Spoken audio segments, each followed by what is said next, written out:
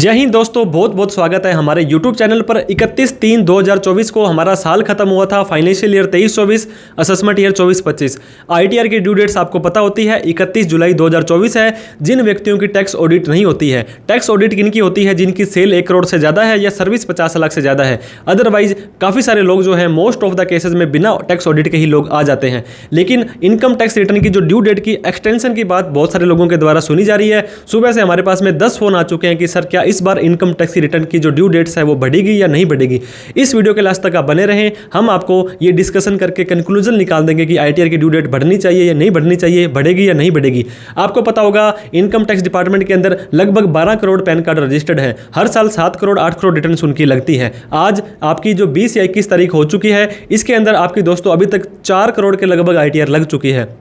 तो most of the cases में आधी से ज़्यादा ITR तो आपकी लग चुकी है। और पिछले कई सालों से हम देखते आ रहे हैं दोस्तों कि आपकी जो लास्ट दिन होते हैं, आपके लास्ट 10 दिन मान लीजिए, उसके अंदर तो एक एक दिन के अंदर 50-50 लाख रिटर्नें लग जाती हैं। तो ऐसा नहीं है कि अभी तक तो आधी रिटर्नें लगी हैं, आधी और लगेंगी। कैसे लगेंगी, कब लगेंगी? तो ये जो 7 और 8 करोड़ का डाटा है, मैं आपको 31 जुलाई से पहले दिखा दूंगा कि इतनी रिटर्नें लग चुकी हैं। अब बात कर लेते हैं इनकम टैक्स के पोर्टल की। इनकम टैक्स का पोर्टल पिछले 3-4 दिनों से सही नहीं चल रहा था। इसके अंदर 87A की जो रिबेट थी, जो न्यू टैक्स रजाई में उन्होंने बंद कर दी थी। स्पेशल जो रेट होते हैं हमारी इनकम की long term short term capital gain पर, जो क्रिप्टो वगैरह पर होते हैं, तो वो इन्होंने बंद कर दी थी। उस कारण 2-3 दिन के लिए पोर्टल सही नहीं चल रहा था। फिलहाल ASTS 26 अच्छे से इंपोर्ट हो रहे हैं, आपका रिटर्न फाइलिंग अच्छे से हो रही है, OTP जा रहे हैं, ITR डाउनलोड हो रही है। तो मैं ये मान के चल रहा हूं दोस्तों कि इनकम टैक्स डिपार्टमेंट इस बार इनकम टैक्स की रिटर्न जो है वो नहीं बढ़ाने वाला है।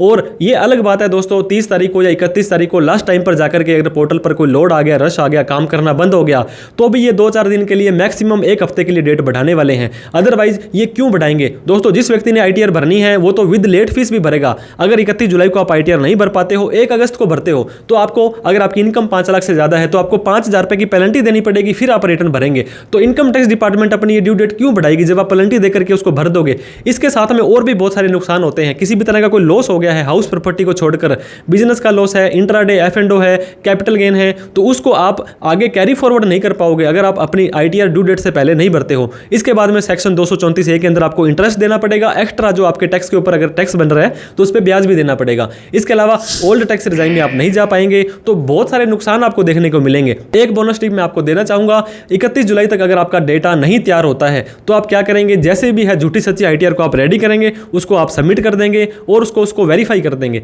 इसके बाद में 31 दिसंबर तक का टाइम आपके पास होता है कि उस रिटर्न को आप रिवाइज कर दें बाद में, ताकि आपकी 5,000 रुपए की पेनल्टी तो ना लगे। तो मेरे हिसाब से दोस्तों आज की तारीख में इनकम टैक्स डिपार्टमेंट का ITR ड्यू डेट को एक्सटेंड करने का 1% भी मन नहीं है। तो आप इस भरोसे में मत रहिए कि डेट एक्सटेंड हो जाएगी। अपने सारे के सारे काम पहले से कर लीजिए। हमसे दोस्तों कोई टैक्स प्रोफेशनल रिलेटेड आपको हेल्प चाहिए बड़े ही रीजनेबल रेट्स पर, तो आप हमसे कॉन्टैक्ट कर सकते हैं। वीडियो देखने के लिए बहुत बहुत धन्यवाद। लाइक शेयर सब्सक्राइब और फॉलो करना ना भूलें। Thank you so much. जय हिंद, जय भारत।